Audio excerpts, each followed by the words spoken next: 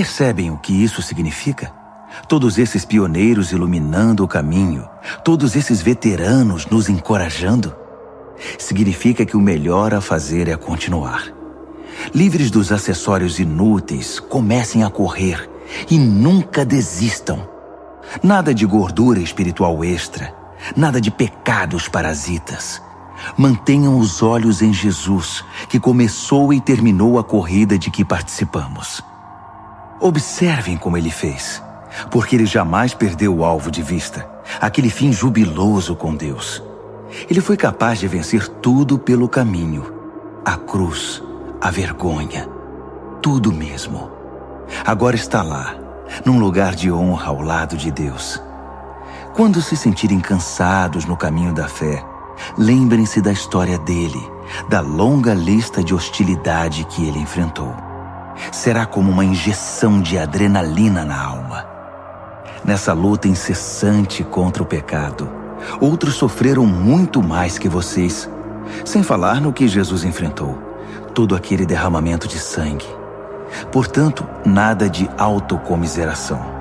Ou vocês já se esqueceram de que os bons pais tratam bem os filhos e que Deus trata vocês como filhos dele? Meus filhos queridos, não desprezem a disciplina de Deus.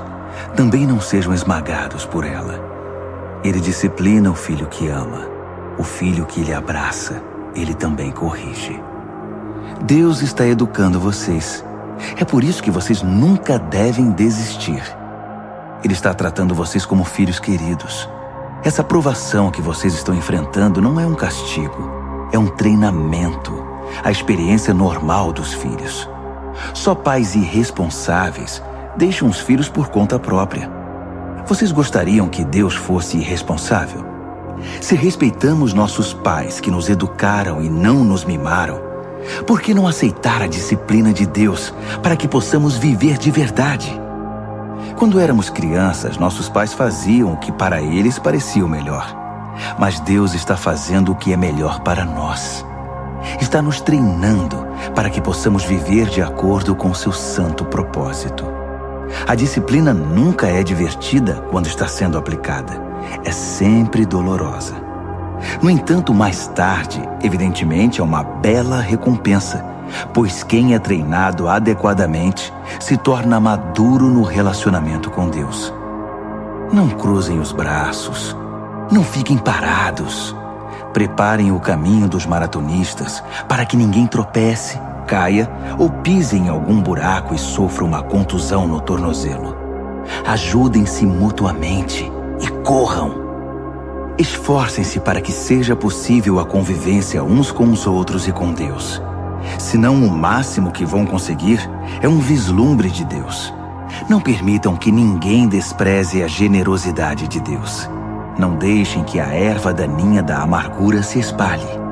Uns poucos espinhos podem arruinar um jardim em pouco tempo. Cuidado com a síndrome de Esaú. Desprezar o dom permanente de Deus para satisfazer um apetite passageiro.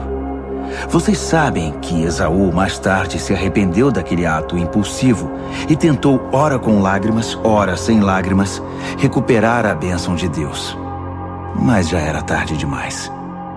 Diferentemente dos seus antepassados, vocês não foram até o Monte Sinai, aquele fogo como que de vulcão e estrondo de terremoto, para ouvir Deus falar. As palavras ensurdecedoras e a mensagem forte a ponto de balançar a alma os aterrorizaram, e eles imploraram que parasse. Quando ouviram a frase, se um animal tocar a montanha deverá morrer, ficaram com medo até de se mexer. Até Moisés ficou assustado. Essa não é de modo algum a experiência de vocês. Vocês chegaram ao Monte Sião, a cidade onde o Deus vivo reside. A Jerusalém invisível é habitada por multidões de anjos festivos e cidadãos que creem.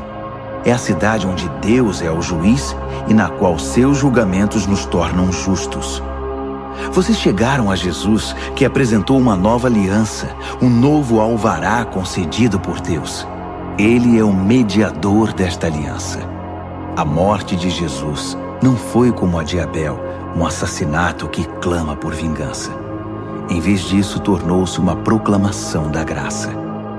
Portanto, não tapem os ouvidos para essas palavras tão agradáveis. Se os que ignoraram as advertências terrenas não escaparam, o que nos acontecerá se virarmos as costas para as advertências do céu? A voz de Deus naquela ocasião sacudiu a terra até os fundamentos. Desta vez ele foi bem claro. Vai sacudir os céus também. Um último abalo, muito violento e devastador, de cima para baixo. A expressão "um último abalo" significa uma limpeza completa, que elimina todo o lixo religioso e histórico e traz à tona a essência inabalável e limpa, sem mistura alguma. Viram o que conseguimos? Um reino inabalável. Conseguem entender como devemos ser gratos? Não apenas agradecidos, mas em atitude de adoração profunda e reverentes na presença de Deus. Pois Deus não é um espectador indiferente. Ele está ativamente limpando a casa, queimando tudo que precisa ser queimado, e não vai desistir até que toda a sujeira desapareça. O próprio Deus é o fogo.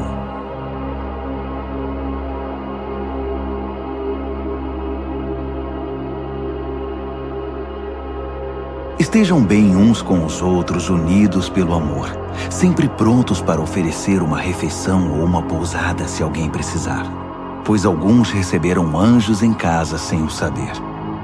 Tratem os prisioneiros como se estivessem presos com eles. Cuidem das vítimas de abuso como se o que aconteceu com elas tivesse acontecido a vocês. Honrem o casamento e mantenham a pureza sexual entre marido e esposa. Deus não aprova o sexo casual e ilícito. Não fiquem obcecados por adquirir bens materiais. Estejam satisfeitos com o que já possuem, pois considerando que Deus nos assegurou, não vou permitir que vocês caiam, nunca vou abandonar vocês, podemos corajosamente citar: Deus está pronto para nos ajudar. Não tenho medo de nada. Quem ou o que pode me atingir? Tenham consideração para com os pastores que deram a vocês a palavra de Deus. Observem como eles vivem e permitam que a fidelidade deles ensine vocês, bem como a verdade que eles defendem. Devemos ser persistentes, porque Jesus não muda.